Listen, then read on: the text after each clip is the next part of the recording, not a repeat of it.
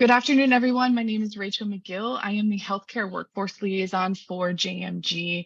And these webinars, which are MaineHealth Monthly Mondays, in which we highlight a different career or training program that MaineHealth offers.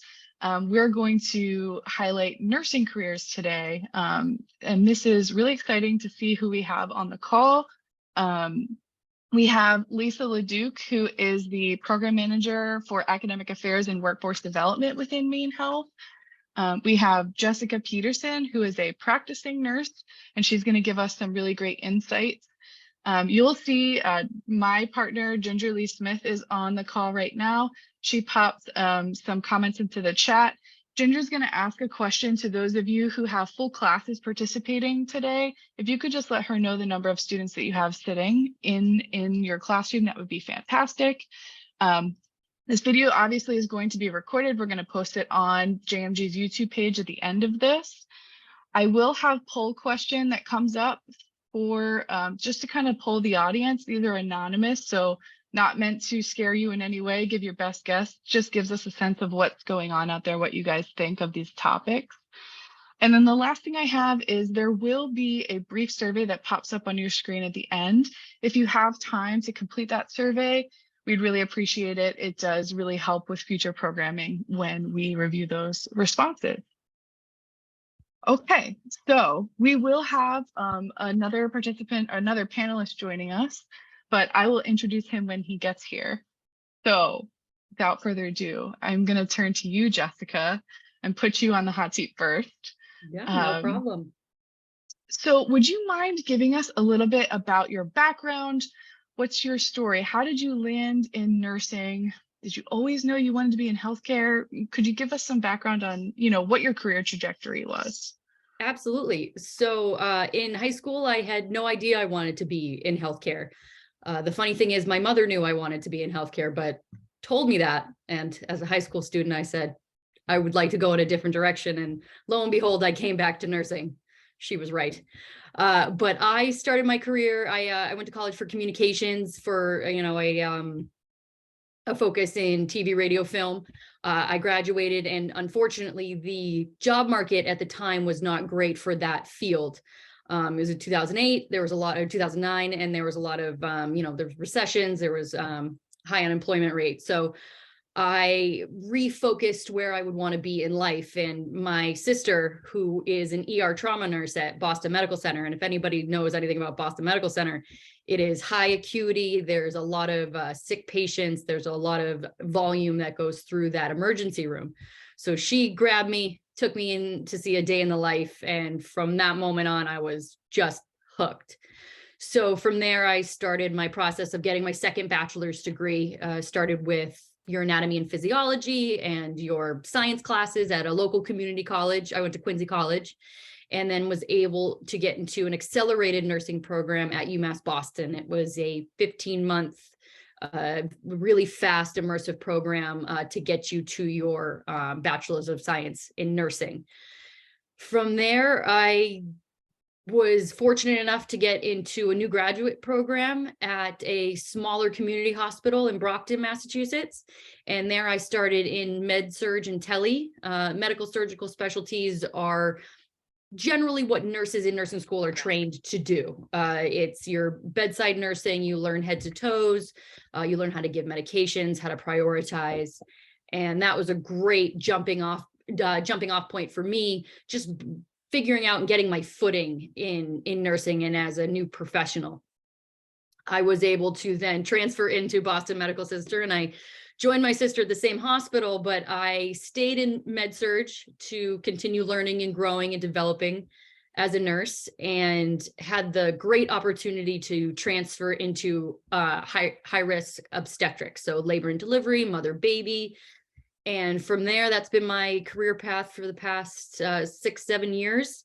And it's an awesome field to be in. There's a lot of caring for a very sensitive population. You get to hold their hand, you get to be their advocate, you get to be in this moment that's so special for them and their partners and the rest of their family. But then you're also there for some of the more difficult situations to which you are trained to be there their best friend, to be their person that you're going to get them through this difficult time with. So not only are you a nurse and you do hands-on medication giving, talking them through education and discharging them home, but also to be, I mentioned it before, but to be their advocate, to be the person that's holding their hand and helping them through these difficult times. Hey, Michael, how you doing? That's my boss. So it's been, like I said, it's been 6-7 years. I've worked at numerous different hospitals in Massachusetts and in Maryland, and now I'm here at MaineMed and in MaineHealth.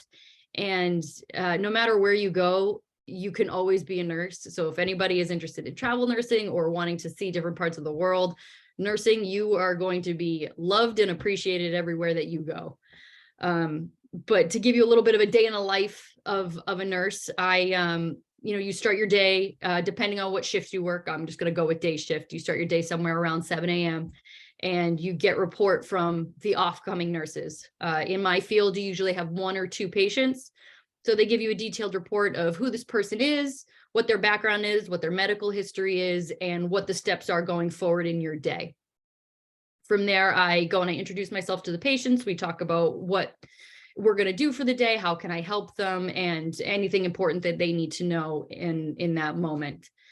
After that, we usually meet together, the whole team, the obstetric doctors, the midwives, the CNAs, the rest of the nurses. We all meet in a big huddle and we talk about each patient and how we are going to further their day and make it better, or hopefully have a baby, or hopefully not have a baby, depending on why they're there. And from then on out, it's just me and my patients. We are connecting. We're learning how to get through this day together. And again, you develop assessment skills and you kind of develop a second nature of how your day is going to go and how these patients are going to finish their day. And it's a great way to connect, just sitting at the bedside with someone and having a conversation with them, because these patients they're your mom, they're your sister. I'm speaking in women generally because that's generally who I work with. But it's a great way to just connect with people. And if you feel that you have that drive to want to work with people, nursing is the way to go. Not only do you have all of these technical skills, but you also get to be very personable and be yourself. And if I have to have one major perk of nursing, it's you get to wear scrubs all the time, which are professional pajamas. So you are seeing me in professional attire, which is not my usual domain. I have those lovely scrubs on. So just saying, perk of the job, professional pajamas. So just to give you, thank you so much, Jessica. I apologize for just being a moment late, but here we are up in rural Farmington, Maine, and just fresh off of the cesarean section, straight off of her delivery this morning. I just want to introduce you to Cassie Thibodeau. Did I say that correctly? I did. All right. Not bad for a New Yorker. That's not a Maine name, but that's a Maine name. So I'm Dr. Nostrovicki, and I really want to just have Cassie talk about what her morning has been like. And I don't want to hold her up too long because apparently she has another C-section waiting to get started after we get done here. So I don't know. I'd love to show you pictures, but we can't do those types of things. So let her try to give you a bit of a description about what her day's like. Hi, everyone. My name is Cassie. Thank you so much for the opportunity to speak and be here. So this morning we had a cesarean section. We typically schedule them for 8 a.m. Wait, boy or girl? Oh, Yeah, beautiful. Yes, for the boys. So Taylor, patient over. We also have an induction going right now. I'm sorry, Cassie, to interrupt you. Could you come a little closer? We're having a hard time hearing you. Thanks. Sorry, is this a little bit better? Yes. How long have you been a nurse, Cassie? So I started here in January of last year. So I just met my 1-year kind of anniversary of nursing. Congratulations. Thank That's you. great. Thank you. Great. So yeah, that's been our morning so far. How did you get into nursing? So I chose right by luck. I think when I graduated from high school, I knew I wanted to go into healthcare. I like science, I like customer service, and I think healthcare meets both of those criteria. So chose nursing out of all my options of physical therapy, occupational therapy. I had applied for pre-med at a few places. but chose nursing and I love it. I'm so thankful that Great. I chose this career. So if you were a high school student, what advice would you give? Because we have a bunch of high school students out here in webinar land. What would you tell like 9th, 10th, 11th grade, 12th graders? What would you suggest? I would suggest to Besides be a yeah, nurse, right? yeah. No, but what would you, what should they focus on? Start networking early. Introduce yourself to people in the fields that you're interested in. Seek out job shadows or volunteer opportunities. I volunteered at Maine Medical Center for my first few years of college just to network and meet different people in the healthcare industry, and then just dipping my toes into different areas of the hospital to know what type of medical field I wanted to be in. And I think that there's this stigma that medicine is patient care, and I think that is a good thing that's far from the truth. Now, there are so many different avenues of healthcare that are not just patient care. There's so much to do with engineering and data analysis and management and just so many areas of healthcare that are more than nursing or certified nurse assistant or doctors or nurse practitioners. There's so many different things. So my key is to shadow different people, shadow areas that you think you might not even be interested in, because I think sometimes people find themselves pleasantly surprised with the avenues that they would least expect. So network, advocate for yourself for the opportunities, and I think that you'll find right where you belong. What are some of the entry level positions?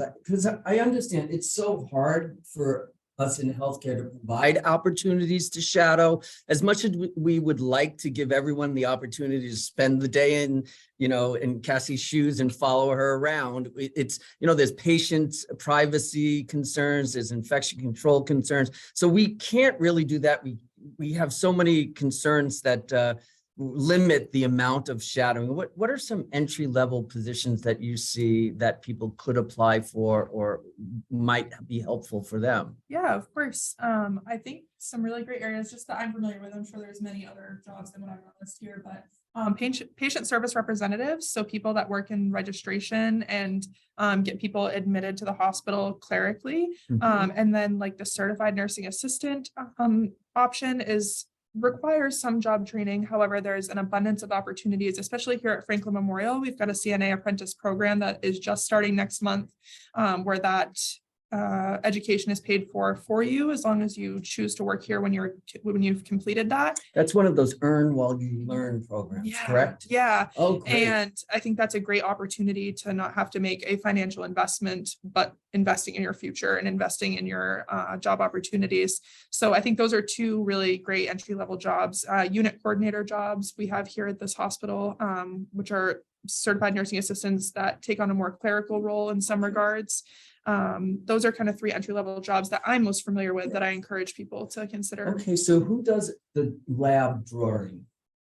Yeah. Who does that? Phlebotomist. That's another Phlebotomist. great option. Okay, Yes, so the I'm glad you brought that up. phlebotomist. Okay, so the phlebotomist and the certified nursing assistant, both of them have unique training programs that we can offer education. And I think the CNA program is about 7 weeks long, right? And it is a certain amount of clinical time, and then there's a certain amount of classroom time and some lab time, and you get to do practice with that. And that way, once you're in that introductory role, you can see what a nurse does. You can, basically shadow a nurse, but also, so that's a good opportunity. So phlebotomy is where people's bloods are being drawn pre and before tests or after tests in the hospital or in the labs at home.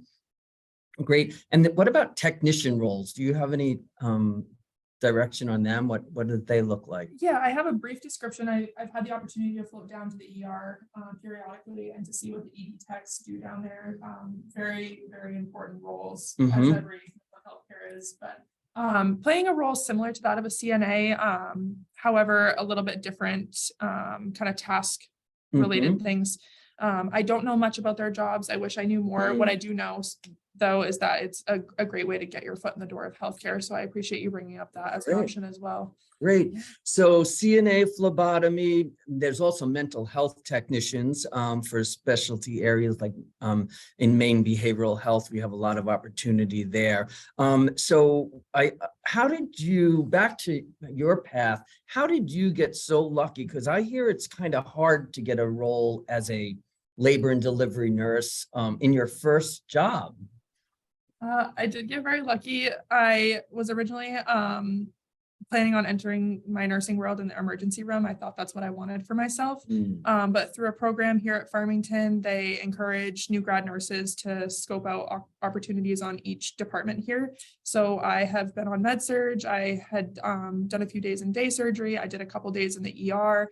And ultimately, I fell in love and adored labor and delivery. I always had an interest in it. I didn't think that's where I'd end up.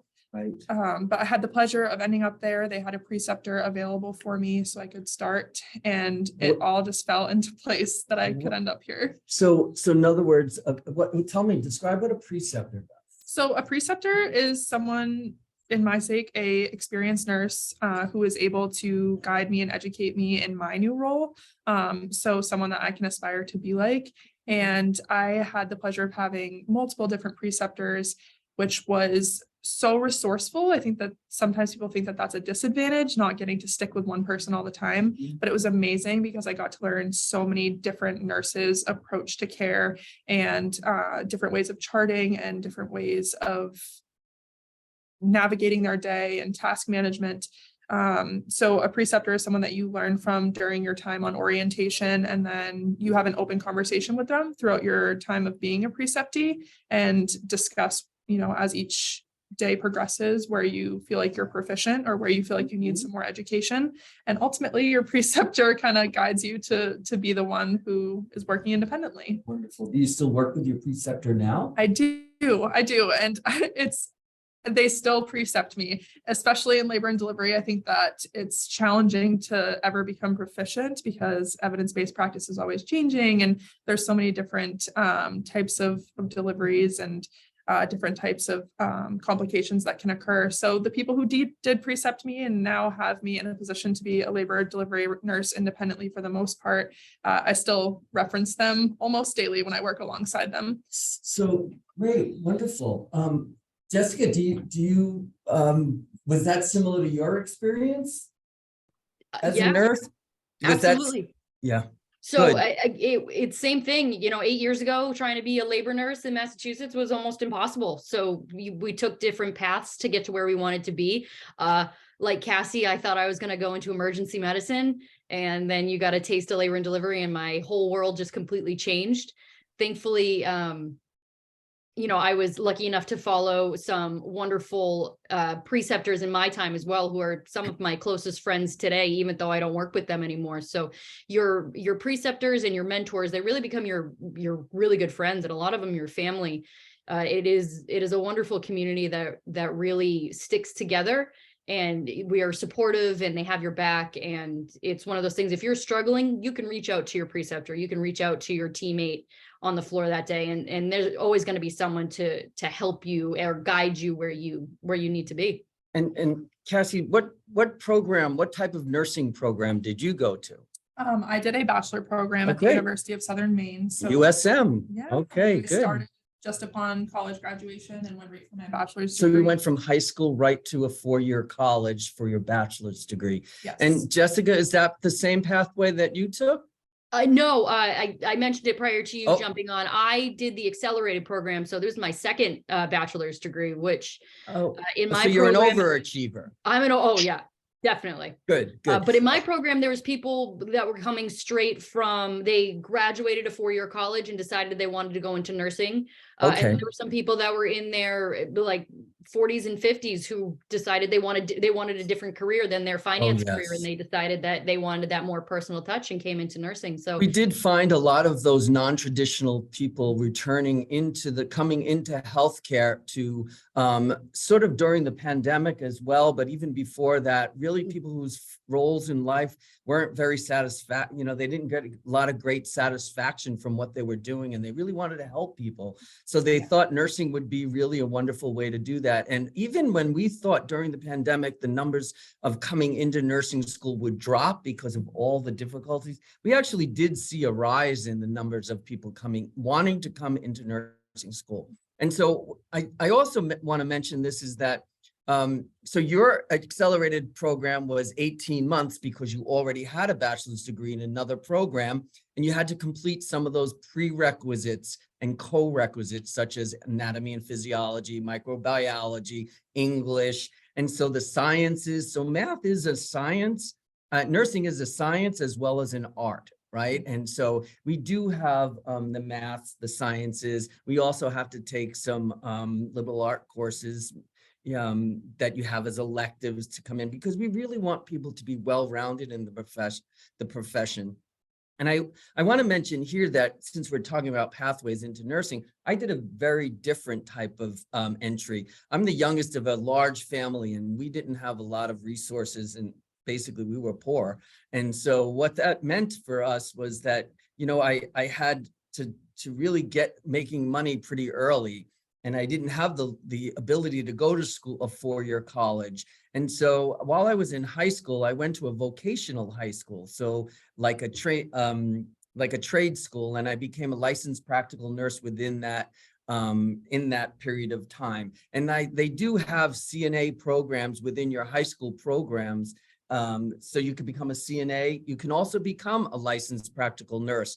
And that is a practical nurse, which is one level of nursing. And then I went on and I became an associate degree. I got my RN, and I went to a community college. And also people should know that you graduate high school, you can go into any of the community colleges within the state of Maine and get a 2-year degree in nursing, an RN associate's degree, free, like in that CMCC commercial. I love it. They say free, free, free. Well, this is definitely a free, it's a lot of work, and it's a wonderful career entry. So I had an LPN, I became a registered nurse, I got my associate degree. Then I went on, I got my bachelor's degree. I eventually continued on as a nurse practitioner for acute care. And so I was able to see patients within the hospital, make care plans for them directly, and treat patients. And also, and what I wanted to point out is that although my name is Dr. Nastrovicki, I have a doctorate in nursing practice. So I have a DNP. And so that's the highest level degree you can have in nursing, as well as it's an education degree as well as a practice degree. And so you can continue on, but what's nice is as I learned one level, my employer was always able to help supplement my education and provide, does Franklin provide education for you, educational reimbursement? Or Yes, there is a tuition reimbursement program. I'm actually taking advantage of that right now. Great. I am enrolled in a master's program at the University of Southern Maine, yes. to be a family nurse practitioner someday, Oh, hopefully. congratulations. So that is something that I'm capitalizing on here, is that stipend of tuition reimbursement they offer, which is entirely helpful and takes one less kind of financial burden off my plate when it comes to wanting to further your degree or further your education. So that's a master's degree as a family nurse practitioner. And Jessica, are you a master's prepared nurse? I know am this. a master's prepared nurse. So I have my master's of science in nursing, and it's for health leadership and management and education. Beautiful, right? So what's nice about nursing is that the degrees are just vast. There's so much opportunity for you. And whether you're in a rural center here, I mean, a family nurse practitioner in a setting like this will allow, nurse practitioners to actually take care of patients in the little rural clinics and see them. And in many of those clinics, they do so much. They not only, they can deliver, they can become midwives, they can, it's so many different opportunities for us all in nursing to continue. And I think, as Jessica said, from whether it be corporate nursing, such as being a nurse in a corporate setting, as well as in an education setting or in a rural setting and or in large academic medical centers. There's no shortage of opportunities. So are there any, I know we're talking fast, but we're covering a lot of ground. I think we have like a few minutes left. Are there questions for us? We're not seeing anything come through the Q&A, but I'm going to do the poll question because I think that this kind of leads to, the amount of shortages that right now that we have in nursing, and specifically within Maine, why that's happening. So I'm just going to shoot a poll question up to the audience to see if they can answer this while they're thinking of other questions. All right, so it's how many open nursing positions are there currently within MaineHealth? So please take a stab at that response. I'll give you guys 30 seconds to reply, and then we'll share the results out. So keep in mind, MaineHealth consists of 10 individual hospitals throughout all of Maine, primarily in the coastal region, the mountain region, and in the southern part of the state. There's 10 hospitals, a behavioral health hospital, and then also some critical access hospital, which are hospitals with 25 beds. And so they're all over the place. Okay, so we ended. So stop sharing. So 3 of them said 550 openings. 3 people said 335 openings. And I'll let Dr. Notravicki say what the actual answer is. When I searched online, it was 550, but please. Right. And so what sometimes when we search online, we find out the information is already old. So our current vacancy rate is over 800 positions throughout our health system. And that is for many reasons. One, because people in the state of nurses in the state of Maine are growing older and retiring. Also, quite a few people picked up and decided, well, we're going to go travel. And, a great opportunity for people to sort of be what's called now as the gig worker. And you can certainly earn a lot of money while you do that. And so those are some of the reasons. And we've also over the years had such a shortage of educators. So we didn't have enough people to teach nurses. So the schools were all backed up and people would leave the state and go to other states. So we've done some things to try to mitigate some of that by creating more opportunities for education in the state. In all of our colleges and universities, there's 16 colleges and universities in the state that go from your associate's degree all the way up to your master's degree. And they're in all different areas, and you can get a nursing degree, like I said earlier, from like 18 months up to a 4-year period of time. But the vacancies also are being filled, of course, with travel nurses.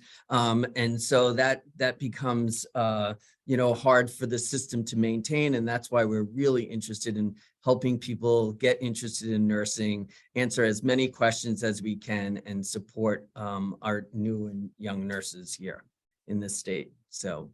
Yeah, this has been such a helpful conversation. So I just want to do, because we have no questions, we have like 2 minutes to do a little recap here, and you guys jump in because I was frantically taking notes myself, and I know we've had several conversations, but that there's different pathways that you can take to becoming a nurse, right? And getting your foot in the door and potentially starting in a clinical capacity like a CNA or a phlebotomist or a medical assistant allows you to kind of network within the healthcare system and really try to pinpoint and target what you might want to do.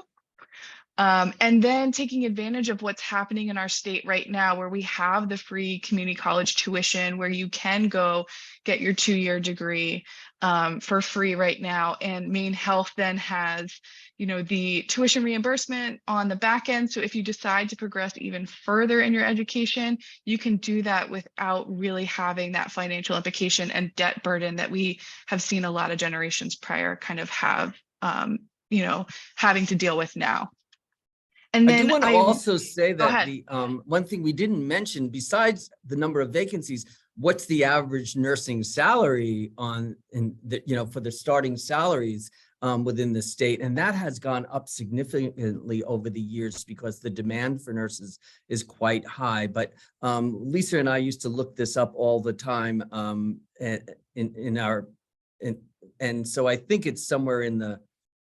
What's the average salary? Does anybody want to take a guess? The chat is quiet. Oh, no guess, huh? Well, it's $65,000 is a good starting salary for a nurse, and they'll add on some evening differentials and, other exciting benefits.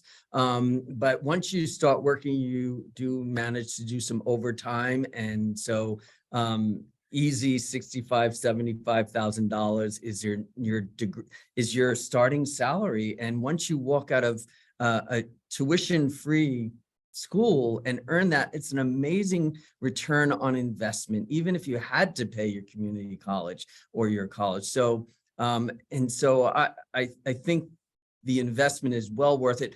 It's not about the money. I always tell people it's not about the money, but it is about the money. We want to raise our communities. We want to be able to support our families, and we want to be able to do the right thing. So I would say that nursing has been a wonderful career for me. I've been a nurse since 1981, like I said, in high school. And it's an amazing area. And I would encourage you all to follow in the footsteps of Cassie and Jessica and myself, and come on into nursing. So, and we're available for questions now or at any point in time. I just want to take the time to thank you all. We're 1 minute over, but I think we could probably talk for another hour about all the different nuances of nursing. But I know for me, this has been helpful. I know for the students out there listening, this has been helpful. And I do want to say we'll send a follow-up email, because I think there might be some interest in some of those positions that you were talking about, things like companion sitters, things that high school students might be able to do now to get that exposure. So please look for that in the email. And thank you all again for your participation, and for those who are online watching, we really appreciate it, and hope you'll join us next time. Thank you so much. Thank you so much, everyone. Bye. Thank you. Thank you.